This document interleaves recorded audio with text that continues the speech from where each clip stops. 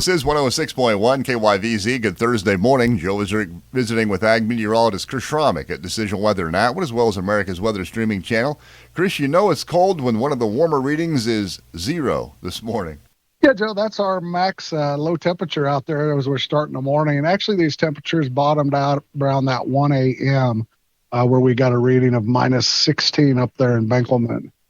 Since then, at 2, 3 a.m., we've started to gradually warm up. I saw a reading here at 4 a.m. that was still minus 13 in Oakley. Right now, we got the coldest temperatures are still there off to our east. We got minus 11 in McCook, Oberlin, and Norton, and minus 15 in Smith Center. As you start working your way to the west, we've got minus 4 here in Atwood. You get to 0 out there on the Kansas-Colorado line in Burlington, and that's where those winds have shifted to a southwesterly direction. Those southwest winds will come breezy this afternoon at 15 to 25 miles per hour, and with sunshine, that's going to push our high temperatures, even with the snow on the ground, up there into the upper 20s and maybe hitting the freezing mark in some locations. That warm-up will continue for the overnight hours and tomorrow. Our low temperatures tonight, we're going to be going from minus 10, 15 here this morning. Thus, we are in that cold weather advisory until 9 a.m., and they're going to flip tomorrow morning and be up there around 20 degrees with those southwest winds continuing to be pretty breezy. Tomorrow, those winds will even continue, and we'll see the temperatures warm up there into the middle to upper 40s. Should melt a little bit of that snow, and then we've got a front that'll come through and a low pressure that'll kick out tomorrow evening and tomorrow night, pulling that Arctic air back over the area.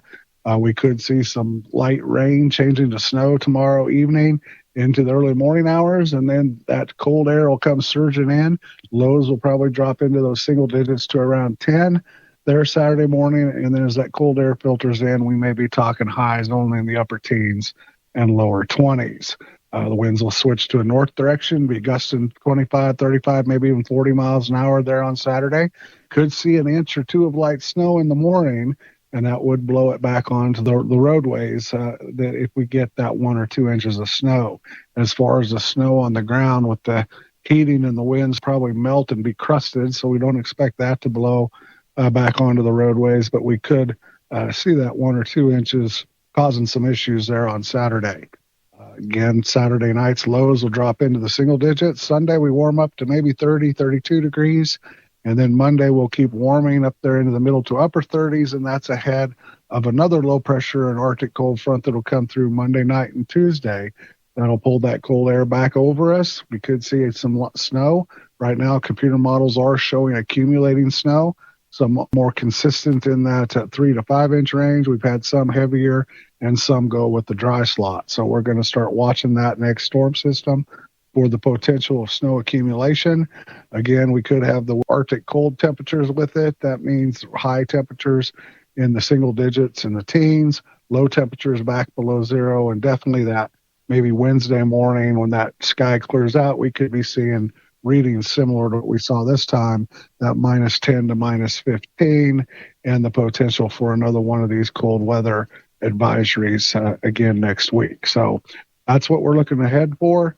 Up until then, we're going to see at least another week of winter.